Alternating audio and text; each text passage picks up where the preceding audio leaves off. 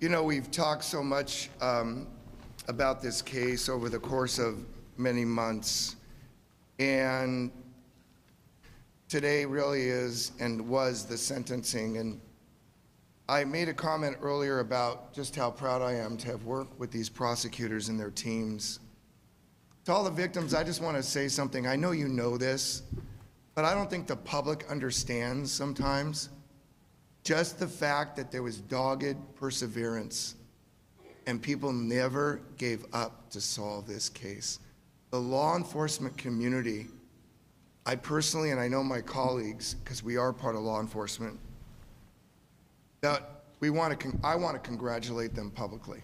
And I want to do it because I've talked to so many of the victims, and certainly the victims from Orange County, and I know just how thankful they are. And these are dedicated people. Many were retired, came back into public service to help solve this case. I hadn't seen these videos of the convict, to quote Drew Whitten, one of my victims from Orange County, who was a police officer in Garden Grove for 20 years. I hadn't seen these videos until today. But in our own presence, just a few minutes ago, quite frankly, Mr. DeAngelo tried to pull a fast one on all of us in our own presence, and we were witnesses to it. I'm not sure you saw how quickly he stood up out of his chair. I'm not sure you saw how strong his voice was. That voice was completely inconsistent with the body that he was trying to fake us all out with. My voice isn't even that strong, and I'm 20 years younger than he is. There's something about the proceeding that really upset me when he stood up and gave his statement. They tried to shift the sympathy table here today. They tried to get all these people covering this story to say something nice or empathetic about this monster.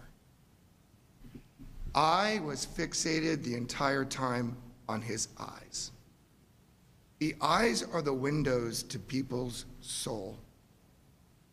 He never looked up once, either during any of our statements or any of his own loved ones' statements.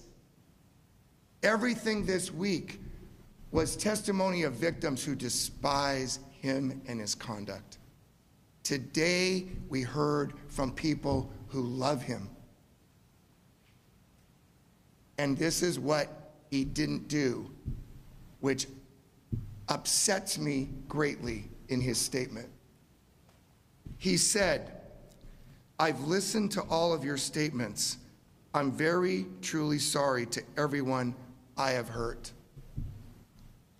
Everyone. Who did he leave out? The people who say they love him. He didn't just destroy your lives. Could you imagine being the daughter of Joseph DeAngelo?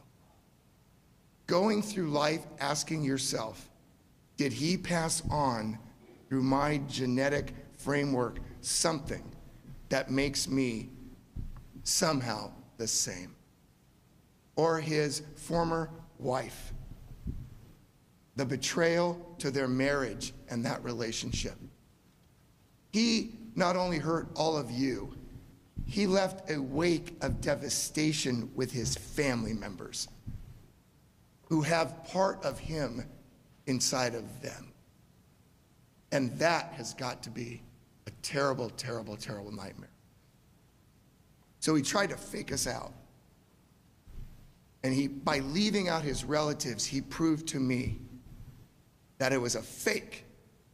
That statement apologizing was a fake, because if he was truly remorseful about apologizing to everyone, to quote him, who he hurt, he would have included a hell of a lot more people. So I just want to say this. I am begging you not to report it that way. I think it was my colleague from Tulare County who said that this is going to go into the history books. The history cannot be remembered that he stood up here and apologized to the victims. It can't be that his niece said he was the most beloved person in her life. It can't be a friend who said he was one of the he was the sixth boy in the family. That was an effort to humanize him. You cannot humanize him. I feel so sorry for the family members and the friends who had any connection whatsoever. I don't besmirch them or in any way denigrate what they tried to offer here today. But I will not allow, as an elected prosecutor representing at least the 3.3 million people in Orange County, to have him remembered that way during his sentencing. It was a sham. He was not remorseful. He failed to apologize to important people. He left devastation in his tracks. I can never forgive him. Some of you are more mature and more spiritual than me. You have gone to a higher place than I can. I can't forgive him. I never will. Which is why I told him I wanted to watch him die. I wanted to watch him put to death.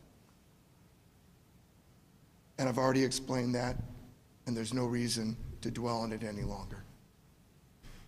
Today, when you leave this building, many of us will never see each other again. I want you to know that this has been one of the proudest moments in my career as a prosecutor.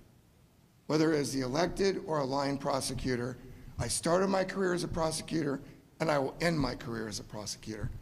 And I can tell you, I've never been more proud to be part of this family. You are part of our family. We are always part of your family. Nothing about these proceedings will change that in any way whatsoever.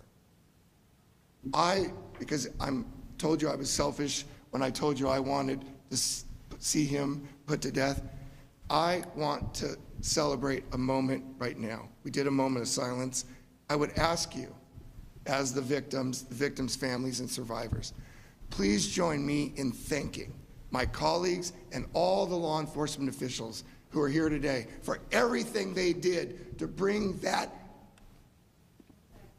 I'd love to, but I can't, that fill in the blank finally to justice. God bless my colleagues.